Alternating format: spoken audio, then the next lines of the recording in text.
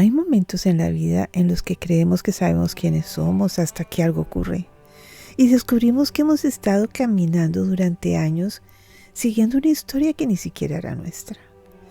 Momentos en los que pensamos que entendemos a Dios, que entendemos la vida, que entendemos el camino que estamos recorriendo. Momentos en los que sentimos que tenemos la llave de nuestra propia alma, que nadie puede entrar en lo más profundo de lo que somos. Pero hay una pregunta que casi nunca nos atrevemos a hacernos. ¿Y si la verdad más importante de tu vida no comienza dentro de ti? ¿Y si el momento que puede cambiar tu historia llegará a través de alguien que ni siquiera pertenece a tu mundo? Imagina eso por un instante. Imagina que caminas durante años buscando respuestas, rezando, estudiando, esperando escuchar una voz que confirme que estás en el camino correcto. Imagina sentir que estás cerca de comprender algo sagrado, pero todavía no puedes verlo con claridad y de pronto, el primero que reconoce la verdad no eres tú, es un extranjero.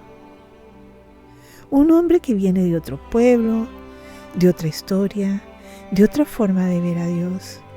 Un hombre que observa, que escucha y que logra entender lo que tú todavía no puedes ver.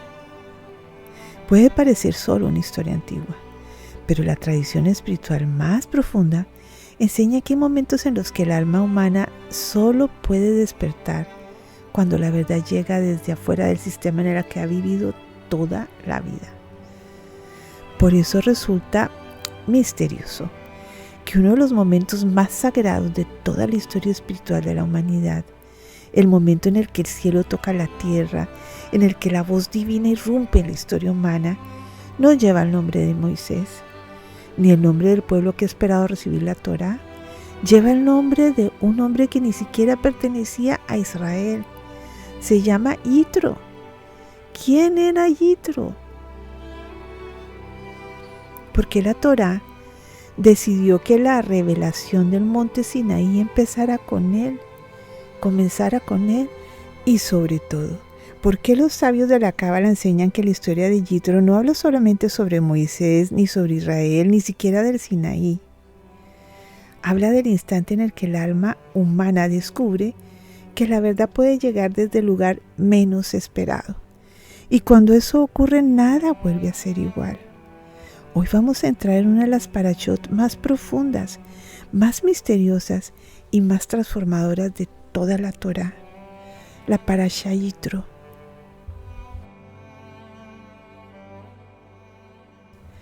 Hay personajes en la Torá que aparecen y desaparecen, y que pasan por la historia como sombras, pero hay otros que aparecen brevemente y cambian el curso espiritual de la humanidad.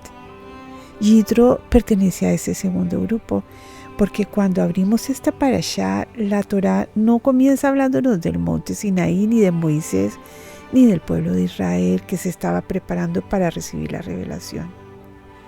La Torá comienza con un hombre que está observando desde lejos, un hombre que no caminó por el Mar Rojo, un hombre que no fue esclavo en Egipto, un hombre que no formaba parte del pacto de Abraham. La Torá comienza con Yitro. El texto dice: y escuchó Yitro, sacerdote de Midian, suegro de Moisés, todo lo que Dios había hecho por Moisés y por Israel su pueblo. La parashá no dice, y vio Yitro, dice, y escuchó. Y en la tradición judía, escuchar nunca significa solo oír sonidos. Escuchar significa permitir que algo entre en el corazón. Escuchar significa estar dispuesto a transformarse. Y quizá esta es la primera pregunta que esta parashá nos lanza sin que nos demos cuenta. ¿Sabemos escuchar cuando la vida nos habla?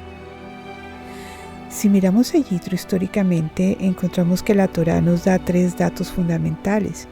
Yitro era sacerdote de Midian, suegro de Moisés y consejero espiritual y político. Pero el Midrash y la tradición oral expanden un poco más esta imagen y nos deja ver mejor quién era. Yitro no era simplemente un sacerdote más. Era considerado uno de los hombres más sabios de su tiempo. La tradición enseña que Yitro había explorado prácticamente todas las formas de culto espiritual conocidas en su época.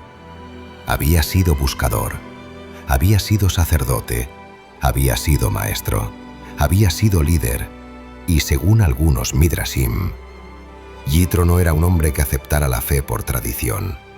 Era un hombre que probaba, cuestionaba, investigaba. Precisamente eso lo convierte en un personaje profundamente humano, porque Yitro representa el alma que no se conforma con creer, sino que necesita comprender. Tal vez por eso su historia nos toca tanto, porque hay momentos en los que la fe heredada ya no es suficiente y el alma empieza a buscar respuestas más profundas. La Cábala suele ver a los personajes bíblicos no solo como individuos históricos, sino como arquetipos del alma humana. Desde esa mirada, Yitro representa algo muy específico, la parte del alma que busca la verdad incluso fuera de lo conocido. No es rebelión espiritual, es sed espiritual. Antes de acercarse al pueblo de Israel, Yitro ya tenía autoridad espiritual en su propia cultura porque era sacerdote, era respetado, era líder y sin embargo, cuando escucha lo que ocurrió en Egipto, no lo ignora, no lo rechaza, no lo justifica de su sistema de creencias, hace algo mucho más difícil, escucha. Los sabios preguntan algo fascinante.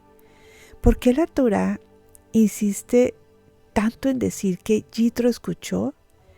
El Talmud sugiere que muchas naciones oyeron sobre el Éxodo, pero solo Yitro permitió que esa información lo transformara. Según el Midrash, ¿qué escuchó exactamente Yitro? Los sabios proponen varias posibilidades. Dicen que Yitro escuchó sobre la apertura del Mar Rojo, la guerra contra Amalek, la supervivencia milagrosa en el desierto. Cada uno de estos eventos representa un nivel distinto de revelación espiritual. Pero todos comparten algo. Mostraban que la historia humana estaba siendo guiada por una fuerza que trascendía lo natural. Después de escuchar, Yitro toma una decisión radical. Viaja al desierto, no manda emisarios, no envía preguntas teológicas, viaja personalmente. Lleva consigo a Sífora, la esposa de Moisés, y a sus nietos. Y esto no es un detalle menor, es un acto simbólico enorme, porque en el mundo antiguo, trasladar a la familia era declarar que algo había cambiado definitivamente. Cuando finalmente llega al campamento de Israel, Yitro observa, escucha a Moisés y dice algo extraordinario. Ahora sé que el Dios de Israel es más grande que todos los dioses. Esta frase no es una conversión formal, es algo más profundo. Es reconocimiento espiritual. Es el momento en el que la experiencia se convierte en certeza interior. Y por eso esta parashá se llama Yitro, porque antes de que Dios hablara en el Sinaí, la Torá nos muestra que hubo un hombre que supo escuchar. Pero la historia de Yitro no termina en su reconocimiento espiritual, porque después de que llegó al campamento, Yitro observa lo que nadie más parece ver. Observa el liderazgo de Moisés, observa cómo el pueblo busca su guía, observa cómo la revelación necesita estructura para poderse sostener. Y lo que hará después no solamente va a cambiar la vida de Moisés, también cambia la forma en que el pueblo de Israel aprenderá a organizar la justicia, el poder y la responsabilidad espiritual.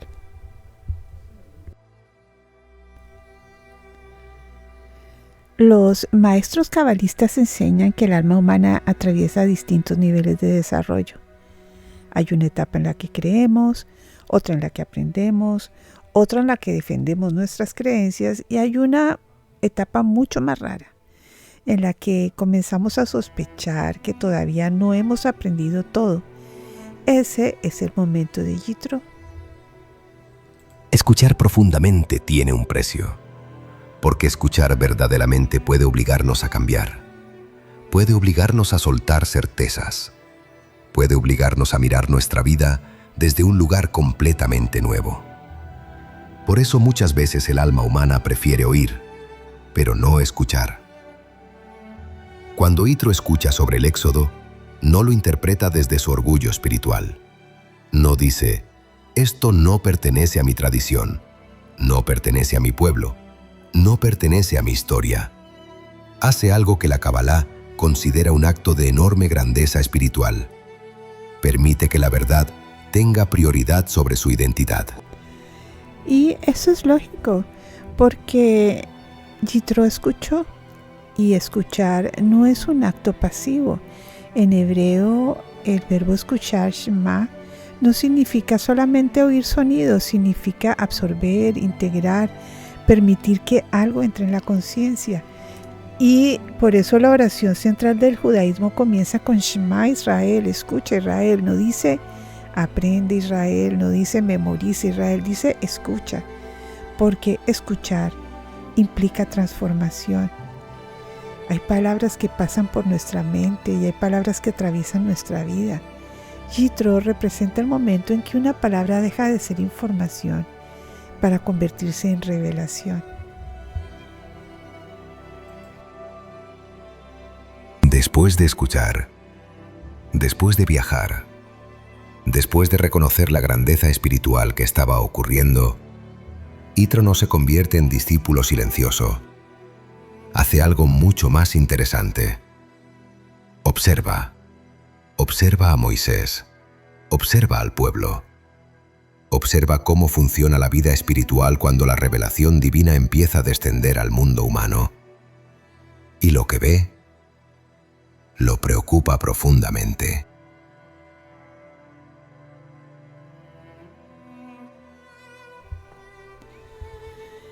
El texto nos cuenta que Moisés pasaba horas, días enteros, resolviendo los problemas del pueblo. La gente hacía filas desde la mañana hasta la noche, conflictos familiares, conflictos legales, dudas espirituales, decisiones comunitarias. Todo llegaba a Moisés. Todo pasaba por Moisés. Desde afuera podría parecer admirable, un líder absolutamente dedicado, un líder dispuesto a cargar con todo. Pero Yitro ve algo que Moisés todavía no estaba viendo. Yitro le dice algo extraordinario. Lo que estás haciendo no está bien. Es una frase corta, pero profundamente revolucionaria en ese entonces, porque Moisés no era un líder cualquiera. Era el profeta más grande que había existido. Y sin embargo, la Torá permite que alguien externo, alguien que ni siquiera pertenece al pueblo de Israel, le diga que esto no está funcionando.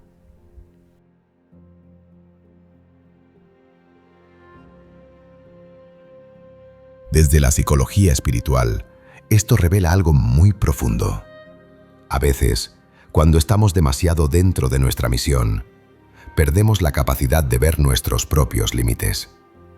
Yitro representa la mirada que llega desde afuera y permite que el liderazgo no se destruya a sí mismo.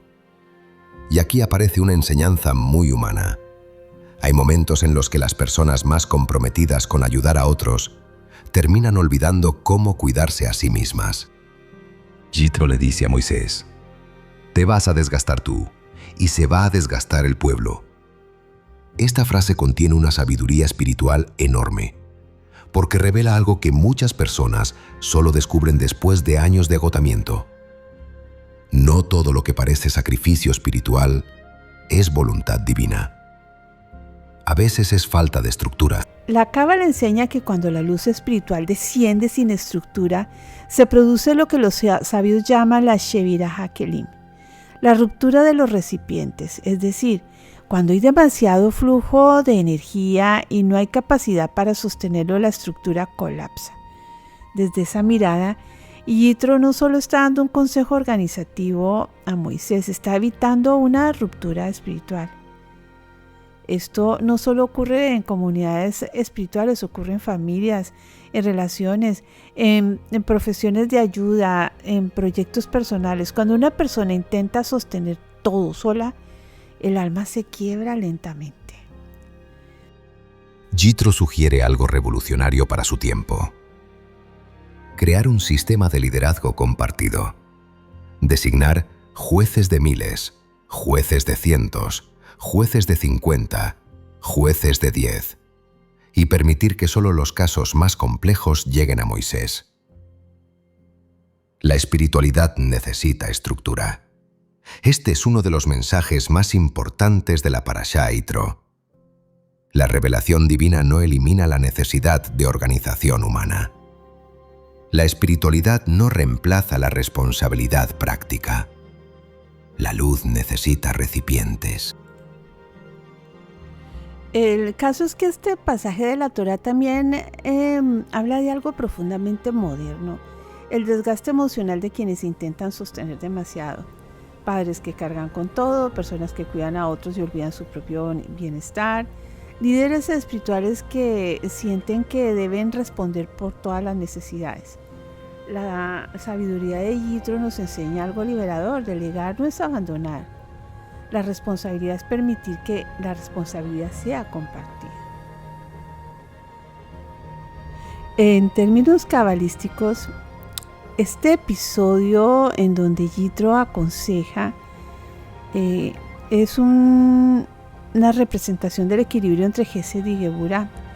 Gesed es el deseo de dar sin límites y Geburá mirándolo como la capacidad de poner límites y estructura. Moisés representa la entrega total. Yitro introduce la estructura necesaria para que esa entrega no destruya ni al líder ni al pueblo. Después de la reorganización del liderazgo, después de que el pueblo comienza a estructurar su vida comunitaria, la Torá nos conduce hacia uno de los momentos más extraordinarios de toda la historia de la espiritualidad humana, el monte Sinaí. Porque cuando leemos este episodio solamente como un acontecimiento histórico, perdemos una dimensión profunda. Porque para la tradición mística judía, para la Cábala, el Sinaí no solo es un lugar, es un estado de conciencia. El Zohar plantea algo radical. ¿Qué ocurrió en el Sinaí realmente? ¿Se entregó un texto? ¿Se dictaron leyes? ¿O ocurrió algo mucho más profundo dentro de la percepción humana? La Torá describe el evento con imágenes intensas: truenos, relámpagos, nubes densas, sonido del shofar, fuego sobre la montaña. No es una descripción tranquila, es una experiencia total. El Zohar enseña algo fascinante. En el Sinaí, los sentidos humanos se mezclaron. El pueblo no solo escuchó la voz divina, la vio, y no solo vio, la sintió. Esto aparece insinuado en el versículo que dice: el pueblo vio las voces, una frase que parece contradictoria, pero que desde la mística describe un momento en el que la percepción humana dejó de funcionar de forma ordinaria. La Cábala enseña que el ser humano percibe la realidad a través de recipientes espirituales llamados Kelim. Estos recipientes determinan cuánto podemos comprender, sentir, integrar. En el Sinaí, según el Zohar, los recipientes de percepción del pueblo se expandieron temporalmente.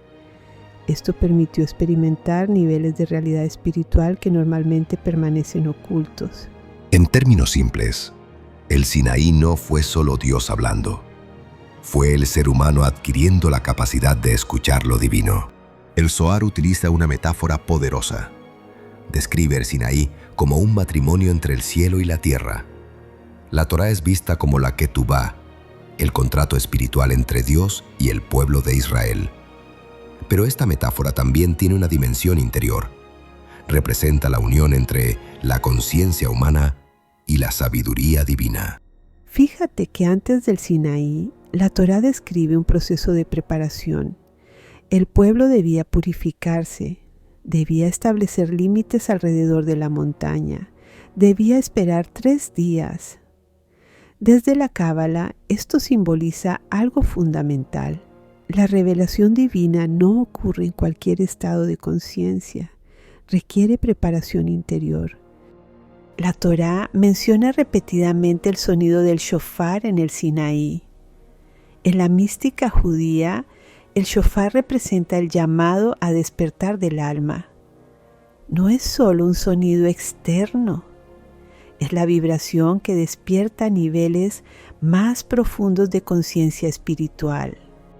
Después de esta experiencia de expansión de conciencia, después de que el pueblo experimenta la cercanía de lo divino, llega el momento que la tradición conoce como los 10 enunciados.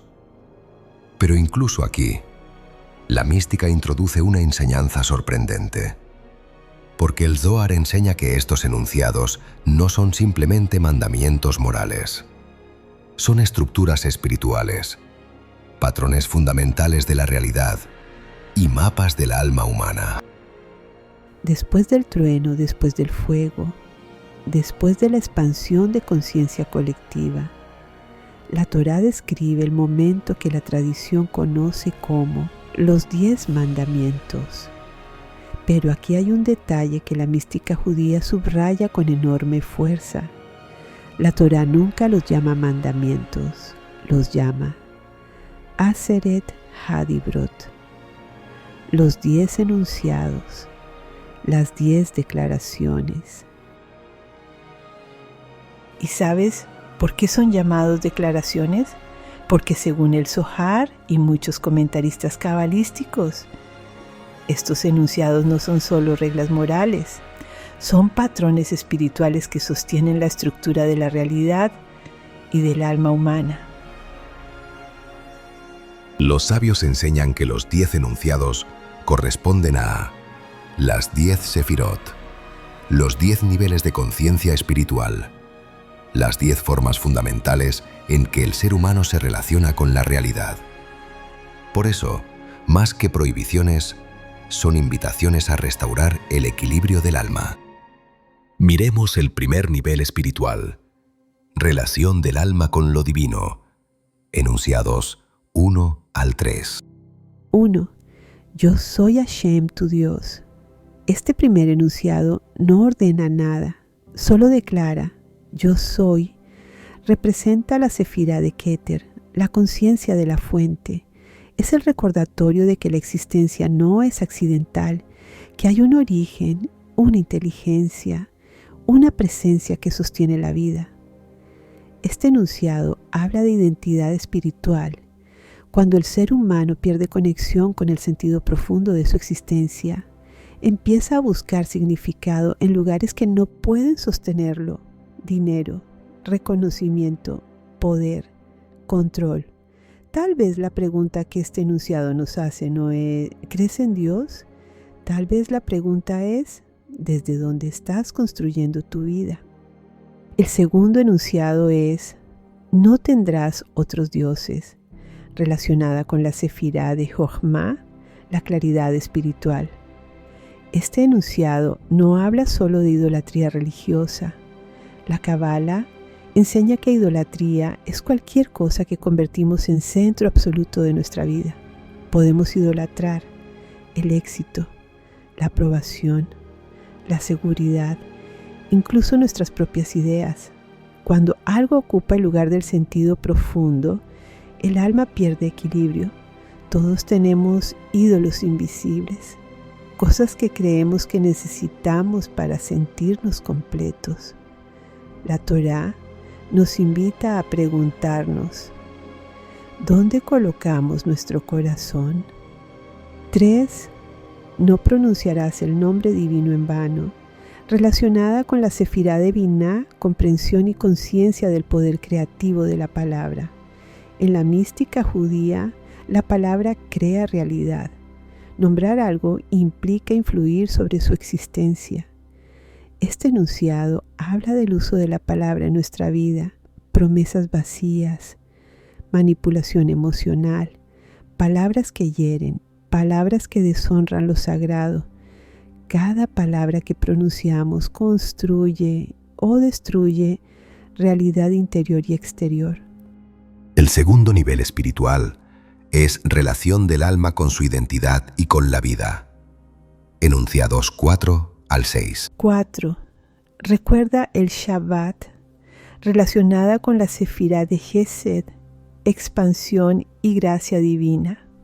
El Shabbat representa la pausa sagrada, el recordatorio de que el ser humano no existe solo para producir, ni para controlar, ni para sobrevivir. Este enunciado habla del derecho del alma al descanso, del peligro de vivir en actividad constante, del olvido de la contemplación. Tal vez el Shabbat es la invitación semanal a recordar que tu valor no depende de lo que produces, sino de lo que eres. 5. Honra a tu padre y a tu madre. Relacionada con la Sefirá de Geburah, estructura, límites, raíz. En Kabbalah, este enunciado habla del respeto hacia el origen, no solo biológico, sino existencial. Honrar no significa justificar todo. Significa reconocer que nuestra vida tiene raíces, que negar completamente el origen suele generar fracturas internas profundas. Sanar la relación con el origen, aunque sea interiormente, es muchas veces un paso necesario para que el alma pueda avanzar. 6. No asesinarás. En Kabbalah, este enunciado corresponde a Tiferet, armonía, compasión, equilibrio, porque la vida humana es vista como portadora de chispa divina, imagen de lo sagrado, expresión viva del equilibrio entre cielo y tierra. Asesinar rompe esa armonía fundamental. Este enunciado protege el valor sagrado de la vida. La tradición también interpreta que el asesinato puede manifestarse simbólicamente cuando destruimos la dignidad de otros, cuando anulamos la esperanza de alguien, cuando negamos la humanidad del otro. Cada acto de compasión es una forma de proteger la vida. Fíjate en algo. La Torá dice, no asesinarás. No dice, no matarás. Y eso es teológicamente crucial. El verbo usado es ratzaj, que significa asesinar, quitar la vida injustamente, destruir la vida por violencia o odio. No es el verbo general para matar, haraj. La Torá es extremadamente precisa aquí. Este enunciado protege la vida inocente, no elimina toda distinción ética. Vamos al último nivel, el tercer nivel espiritual. Relación del alma con el deseo humano, enunciados 7 al 10. 7. No cometerás adulterio. Relacionada con la Sefirá de Netzach, fidelidad espiritual. Este enunciado protege la integridad del vínculo.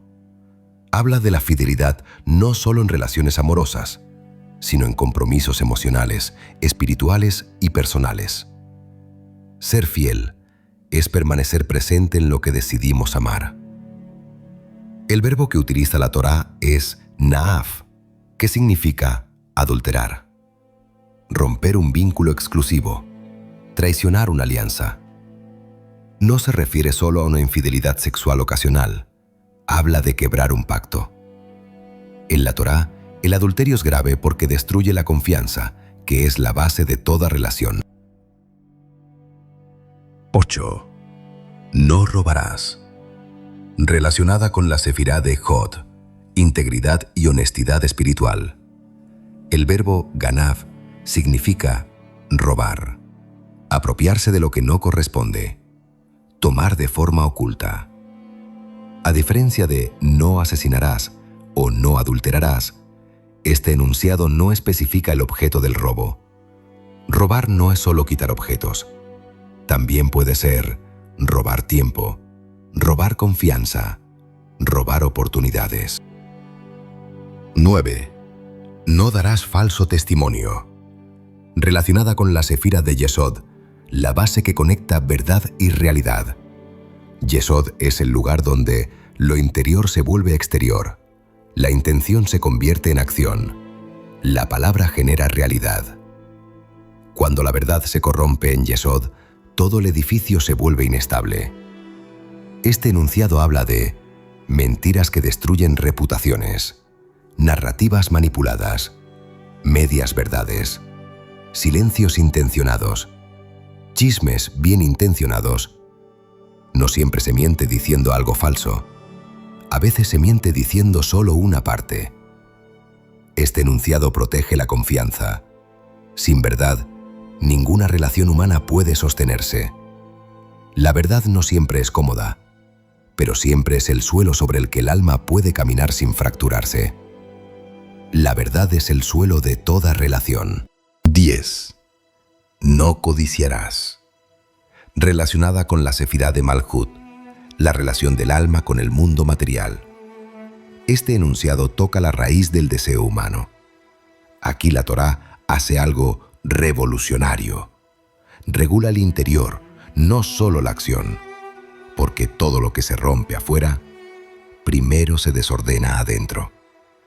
La codicia es la raíz silenciosa de robo, adulterio, mentira, violencia, humillación, pero sobre todo, es la raíz de la infelicidad, porque la codicia nace cuando creo que mi vida no es suficiente, creo que lo del otro me completaría, vivo comparándome, y entonces nunca hay paz.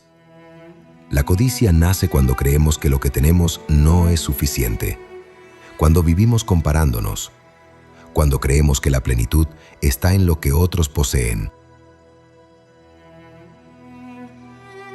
Los 10 enunciados forman un mapa espiritual que conecta la relación con lo divino, la relación con la identidad personal, la relación con el deseo humano. No son solo normas, son un diseño del equilibrio interior, después del Sinaí, después de los 10 enunciados. La Torá nos deja con una pregunta silenciosa. ¿Cómo vivir con esta revelación? ¿Cómo integrar esta sabiduría en la vida cotidiana? Y quizá la respuesta vuelve al personaje que abrió esta parashá, Yitro, porque la historia comenzó con alguien que supo escuchar. Y tal vez el verdadero desafío espiritual no es recibir revelación, sino aprender a vivir en coherencia con ella.